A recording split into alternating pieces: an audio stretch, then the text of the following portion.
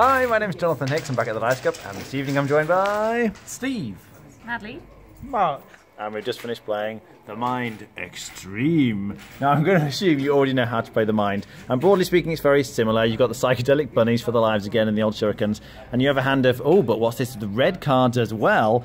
Essentially you're playing two games simultaneously. So for example on level 2 here everyone gets 2 cards, but not only are you trying to play the cards like in the original The Mind, they go up from 0, so 39 is going to be played at some point ascending from 0.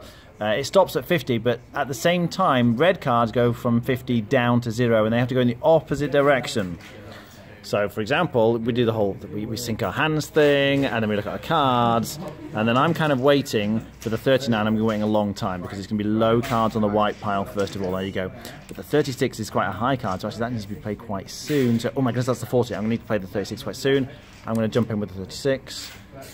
And then, my 39 is going to be a while. But you can see the white ones are going up, and Mark's done, oh, are they all out? It's me, that's it, we've done it. So we succeeded. Oh, no, Mark's got an extra one. So you can see the red ones go down and the white ones go up. And that's sort of the big change. However, having succeeded at level 2, we get a shuriken, that's nice, and we go on to level 3. And level 3 has this, what's this hand here next to the white pile? It means that having got your cards, any cards you play on the white pile have to be face down. So I look at this and go, ooh, my 8's quite low. It needs to be played quite early, but I can't look. So yes, we do the hand syncing thing. And I pull out my, oh no, not that one, the 8. Or someone's played a card already. Do I think it's about time for the 8? I'm going to play, but I've no idea if that's right. And everyone's looking at it going, I've no idea what that number is. And you just kind of have to carry on going like that. So the red's still working as normal, so people would play face up on the red pile. Maybe not that low, but then I can play my card. Anyway, so red will be normal, but white is all face down. And then at the end, you kind of turn them all over, and you see if you manage to succeed. So that was good, that was good. Oh, we actually did pretty well there. But if you get through all the cards and they're in order, that's fine. But for every mistake, for every card that's out of place here, you would lose a life at the end. So potentially you can sort of think, yeah, you've done quite well, and then boom, you lose all your lives. So the levels keep going up. This time you can see white cards are normal this time, but red cards are face down. And then you get a breather, both cards are normal. But then level 6, both piles are face down. This is what killed us. This level is really, really hard. So essentially the same as The Mind, but with a few differences, as you can see. It's definitely more challenging. What do we think? It's definitely harder when someone forgets which way the piles are going when you play face down. It went, 32, 30, 36, then it went 14, 12, 8. So we had a big laugh there.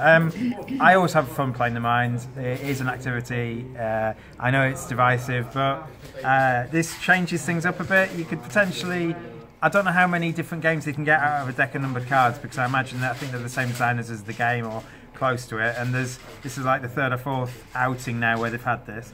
It's nice. You're actually going to have fewer lives lost early on in this game, because especially when you're playing 2 or 3 players or something like that. Well, because if I'm the only one with a white card, I've got no way of losing as a life.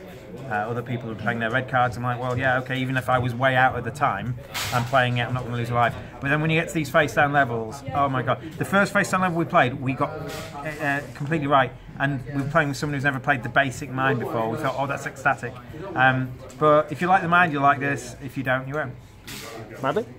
So this was my first time playing The Mind, and straight away the extreme version. But it was really fun. So yeah, I think I would like to get that game and play with my friends. Okay. Mark? Yeah, I think Steve's right. Ultimately, if you like The Mind, it's cheap enough to pick it up because it offers you more but different, almost like an expansion in many ways.